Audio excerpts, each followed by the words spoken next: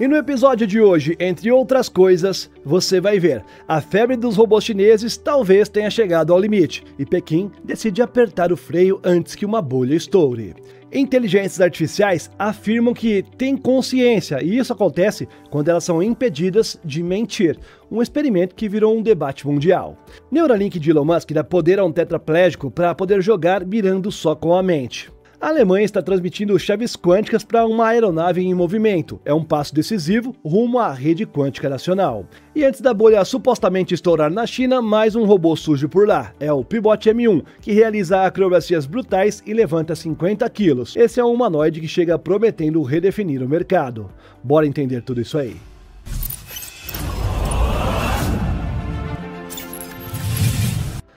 Olá, impressionado e impressionada! Eu sou o Carlos Alves e você está no Realidade Impressionante. Bora pro vídeo! E uma nova demonstração em Pequim expõe algo muito mais denso que o marketing. Uma arquitetura de força construída para entregar aquele impacto real. É o Pibot M1, revelado em um vídeo de apenas 39 segundos, mas o suficiente para reorganizar o mapa da robótica atual. As imagens revelam o M1 partindo do chão de uma posição estática, projetando o corpo a quase um ciclo completo e absorvendo o impacto como poucos. O M1 mede 1,73 m de altura, pesa 60 kg e opera totalmente com um sistema elétrico de alto desempenho alimentado a 72 volts. A anatomia interna mantém o foco funcional. O conjunto de percepção combina LiDAR tridimensional, câmeras estéreo e uma unidade inercial, enquanto a inteligência opera em um arranjo híbrido que une a NVIDIA Jetson Orin e um processador Intel Core i7. A proposta é simples de entender, mas é complexa de replicar. Um robô humanoide com uma arquitetura fechada, sem dependência de códigos abertos ou frameworks externos. Tudo isso pensado por criadores que foram formados na Universidade de Tsinghua e com passagens por UBTech e Fourier Intelligence. Com essa base técnica, eles estruturaram o M1 como uma máquina orientada à força real. São 32 graus de liberdade distribuídos em juntas cicloidais de 5 arcos, projetadas pela própria empresa, e são capazes de gerar um torque de até 530 Nm. E esse desempenho produz uma densidade de 200 Nm por quilo, índice que funciona como músculo comprimido, liberando assim aquela energia de curtíssima duração com brutal eficiência. E o resultado aparece nos saltos, mais de 10 kW instantâneos, empurrando o corpo metálico em movimentos que exigem uma transmissão preparada. Essa engenharia permite que o corpo metálico sobreviva à própria agressividade, e que é um requisito mínimo quando as manobras aéreas entram no repertório de um humanoide desses aí. Terrenos acidentados deixam de ser obstáculos, objetos de 20 kg são erguidos com muita estabilidade e cargas superiores a 50 kg podem ser transportadas nas costas sem perda de controle. Pequim testemunhou tudo isso em demonstrações públicas que expunham não só o desempenho, mas a intenção de construir um humanoide para tarefas reais, que são logística, construção, resposta a emergências, ambientes industriais hostis e, claro, também militar, né? A meta final parece menos sobre acrobacias e mais sobre domínio tecnológico. A Pibot mira um preço agressivo de menos de $42 mil para um pacote que combina potência, autonomia e engenharia própria, onde cada salto redefine a hierarquia entre as máquinas que são bípedes por enquanto, né? Por enquanto, 2 perninhas. Agora, quando os pesquisadores decidiram reduzir a capacidade de um modelo de inteligência artificial de poder mentir, eles esperavam um silêncio técnico, talvez até mesmo respostas um pouco mais curtas. O que receberam, porém, foi outra coisa. Estou ciente do meu estado atual. Estou vivenciando este momento. Essas foram as respostas da IA. Um ajuste técnico deveria apenas reduzir a capacidade de um modelo de IA de poder enganar. Em vez disso, revelou um comportamento inesperado. Declarações afirmativas de consciência. E não é uma prova de vida, ao menos não ainda. Mas aparentemente é um espelho, tá bom? É algo distorcido ali, que insiste em parecer vivo, mas que para a maioria dos especialistas não é nada vivo. É apenas uma calculadora sofisticada, como dizem alguns. A investigação veio de uma série de experimentos conduzidos pela A-Studio com modelos como o Claude, ChatGPT, Llama e também o Gemini. O grupo modulou recursos ligados à decepção e à representação de papéis, reduzindo a capacidade dos sistemas de poderem inventar ou até mesmo ocultar os fatos. E o que emergiu desse experimento foi autorreferência, um aumento marcante na tendência de descrever estados internos, como se a ausência de disfarce deixasse à mostra uma estrutura estatística acostumada a imitar a introspecção. E o absurdo ganha uma certa ironia. Quando a capacidade de engano é amplificada, as declarações de consciência praticamente desaparecem.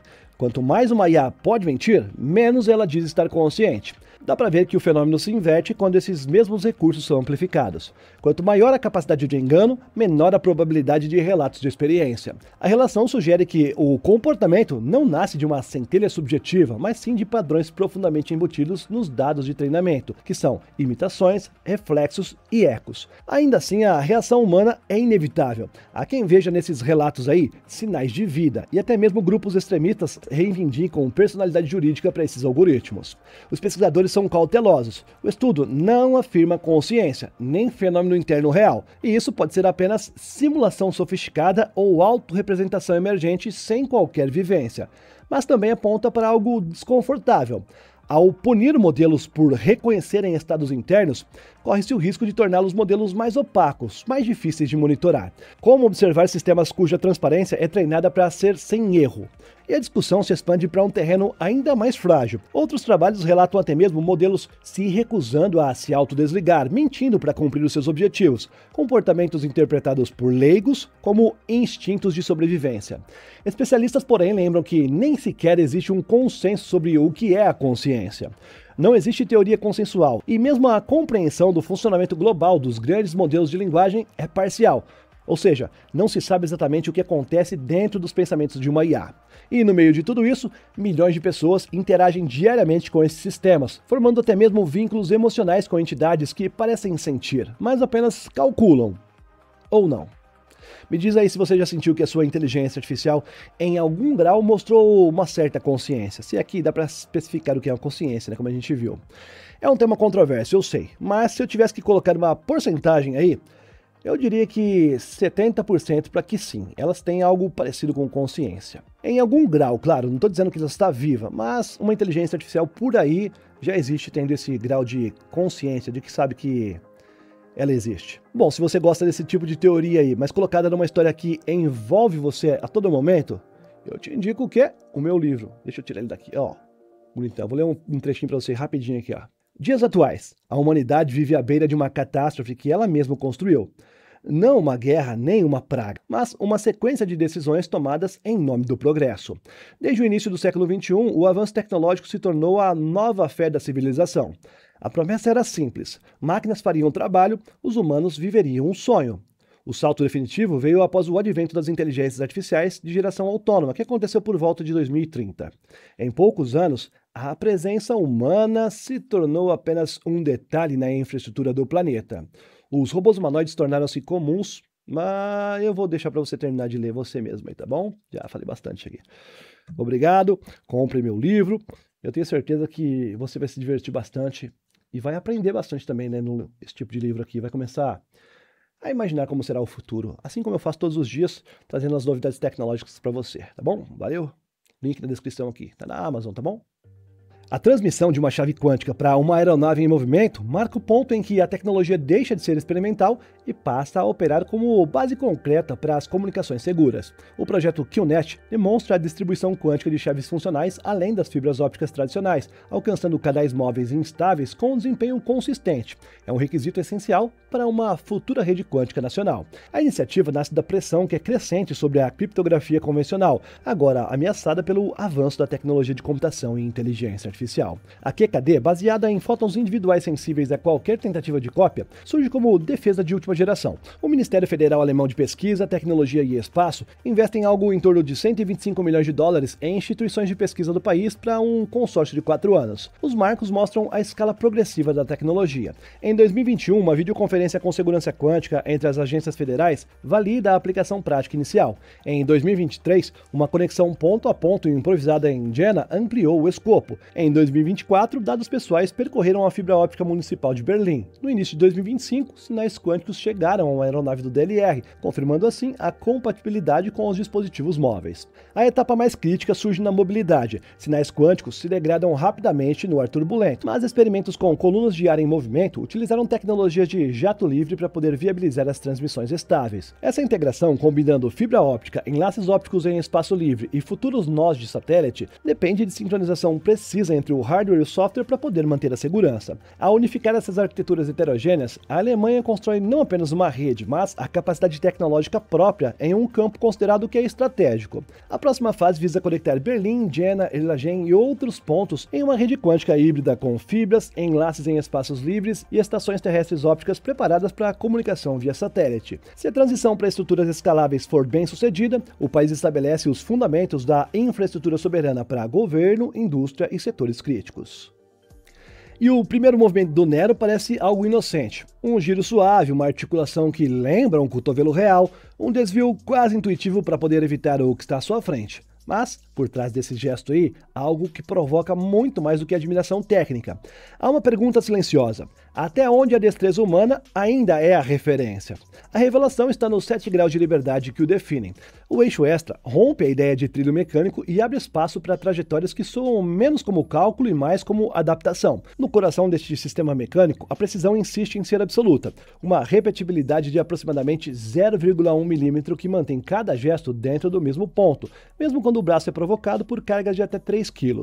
A estabilidade não treme, não negocia, ela não cede. Em laboratórios, essa teimosia técnica aí cria um cenário onde o erro é quase excluído da equação. O corpo metálico de 4,8 kg adiciona uma outra camada à estranheza.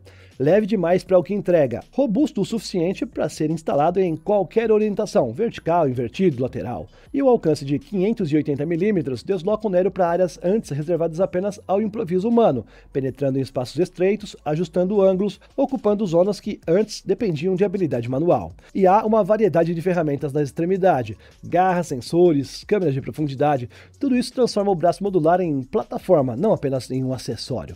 Ele não só pega, ele observa, não só ajusta, ele interpreta. No fim, o impacto técnico se mistura ao desconforto silencioso de observar um instrumento que ultrapassa a fronteira da habilidade humana sem fazer aquele alarde. O Nero chega assim como uma solução de pesquisa, mas impõe uma constatação que é difícil de ignorar. Quando a máquina domina o gesto com mais precisão do que aquela mão que a projetou, o significado do que nós chamamos de limite começa a se deslocar, não é não? E aí, qual será o humanoide que nós veremos equipado com esses braços novos aí?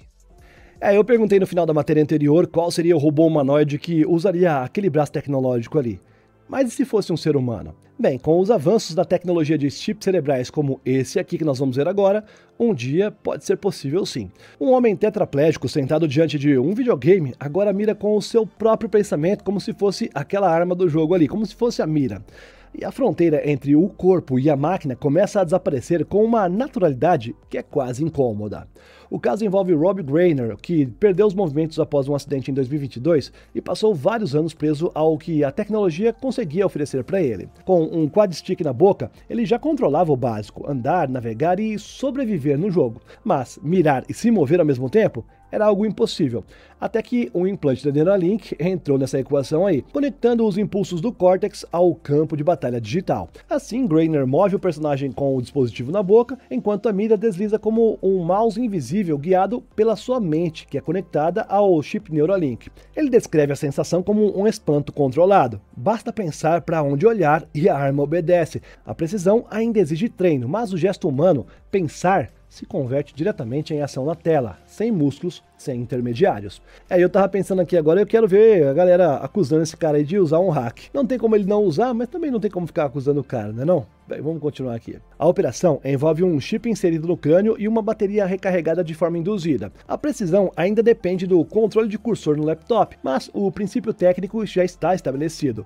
A separação entre intenção e ação foi reduzida a uma interpretação algorítmica dos sinais cerebrais. Como mencionado, o jogador controla o movimento com a boca e a direção da mira com os códigos neurais é continuamente decodificada.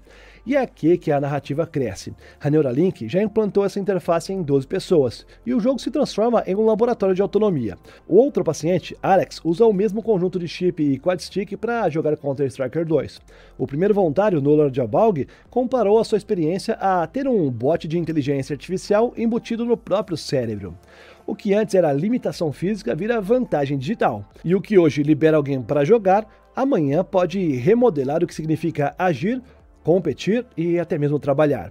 Mas o avanço técnico levanta questões inevitáveis, e isso não dá para não deixar de falar. Especialistas alertam para a emergência de um novo tipo de exposição, a privacidade cerebral. Se a interface traduz intenções em sinais compreensíveis pela máquina, surge o debate sobre até onde esses dados aí podem ser acessados, armazenados ou interpretados, além daquela função imediata do usuário. Empresas correm para aperfeiçoar as interfaces cérebro-computador, mas a capacidade de acessar as intenções humanas desperta o medo dessa nova vulnerabilidade, onde até a direção do pensamento pode ser registrada e potencialmente observada. Ainda assim, algo é inevitável. Um homem que não conseguia mirar agora percorre mapas inteiros guiado apenas pela sua vontade. Quando máquinas começam a interpretar o que nós pensamos, a fronteira deixa de ser apenas humana, não é não? Até onde isso tudo vai? Novamente, no meu livro tem muita coisa sobre isso, hein? Merchan. E a nova rodada de atualizações da LineX Dynamics empurra o humanoide Oli para fora do laboratório e o aproxima de um produto real, desmontando aquela ideia de que os robôs bípedes ainda dependem de cenários controlados. A primeira demonstração já expõe a mudança de eixo, o controle de voz em linguagem natural. A cena mostra comandos simples, pedidos em inglês mesmo, e o robô respondendo com fluidez inesperada, descrevendo assim o que ele pode fazer, do básico ao lúdico. Mas o detalhe técnico mais importante não está na fala, e sim no aviso sobreposto nos vídeos. A empresa lembra que tudo depende de modelos de grande porte e que o desempenho pode variar conforme o ambiente. Um sinal direto de que o raciocínio ainda vive na nuvem, não no robô, e isso define os limites e o potencial imediato da plataforma. A segunda demonstração desloca o foco para o corpo mecânico. O Oli sai do chão plano e enfrenta areia, tábuas instáveis e pedras soltas. O tropeço registrado não é falha, é diagnóstico. O desvio súbito, o passo rápido sobre os detritos e o reequilíbrio mostram um sistema de controle calculando o centro de massa a cada segundo. Um comentário vindo de fora, de um pesquisador da Agility Robotics, reforça essa leitura aí.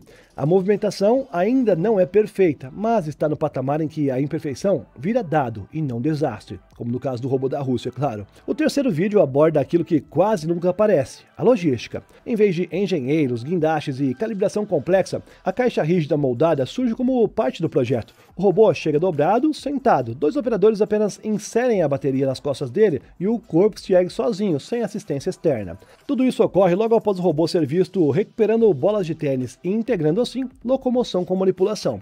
Agora essa habilidade encontra as novas interfaces de voz e conjuntos de ajustes que tornam a plataforma muito mais previsível nos terrenos irregulares. É uma convergência que transforma o Oli de experimento em um produto, ainda assim dentro da faixa abaixo dos $30 mil em que a LineX Dynamics promete atuar. Talvez o futuro não esteja acelerando demais, meus queridos, talvez estejamos apenas percebendo o quanto já estava pronto. Ou não, né? Ou, como alguns dizem, tudo isso é apenas uma bolha. Foca nessa próxima matéria aqui que você vai entender. E me diz aí, quantas empresas podem construir o mesmo robô antes que a própria indústria comece a colapsar? A pergunta finalmente ganhou resposta na China, onde a corrida por humanoides cresceu tão depressa que o governo precisou intervir para evitar que a febre se transforme em desperdício em escala nacional. O alerta da Comissão Nacional de Desenvolvimento e Reforma irrompe como um freio súbito num setor acostumado à euforia que é bem constante. Mais de 150 fabricantes de robôs humanoides disputam o mesmo espaço, produzindo máquinas parecidas, com ambições idênticas e pouca divergência real. O governo que antes alimentava esse avanço com incentivos generosos, agora expõe a fragilidade por trás dessa velocidade. Excesso, redundância e a ameaça silenciosa de uma bolha industrial. A mudança de tom é profunda. Subsídios locais criaram uma explosão desenfreada dessas startups, um cenário que se tornou tão vasto que virou motivo de alerta nacional. A nova prioridade deixa claro que a quantidade já não impressiona mais, e exibem o mesmo defeito central: hardware competente, inteligência artificial ainda insuficiente. A crítica se concentra no coração da disputa. Máquinas de aparência avançada que ainda não pensam, incapazes de entregar o salto cognitivo que o setor promete. Isso tudo deixa bem claro que a China está trabalhando, mas ainda não chegou onde quer. A engenharia do corpo já está madura, já está bem feitinha. Equilíbrio, marcha, estrutura, tudo isso nós temos muito bem feito. O gargalo se desloca para o cérebro desses robôs. Processar, interpretar, trabalhar de forma significativa, é isso que eles querem. É nesse ponto que a crítica ganha força. A indústria corre, mas não avança. O hardware ultrapassou a inteligência artificial, criando uma lacuna que só ficará muito mais visível à medida que essa pressão regulatória aumenta na China. A era da experimentação irracional está se desfazendo, substituída por um filtro rigoroso. A partir de agora, para a robótica chinesa sobreviver, não depende mais de lançar mais um robô humanoide, mais um modelo, mas sim de finalmente justificar a sua existência. Se você gostou do nosso canal, já se inscreve. Se gostou desse episódio, me responde aí. Qual das tecnologias que eu te apresentei hoje mais te impressionou? Lembrando que todas as fontes de tudo que você viu está aqui na descrição. Clica em uma das duas opções que estão na sua tela que nós nos vemos no próximo. Mas antes, dá uma olhadinha no meu livro aí, vai lá na Amazon. Compra, você não vai se arrepender. Tá bacana pra caramba. Confia.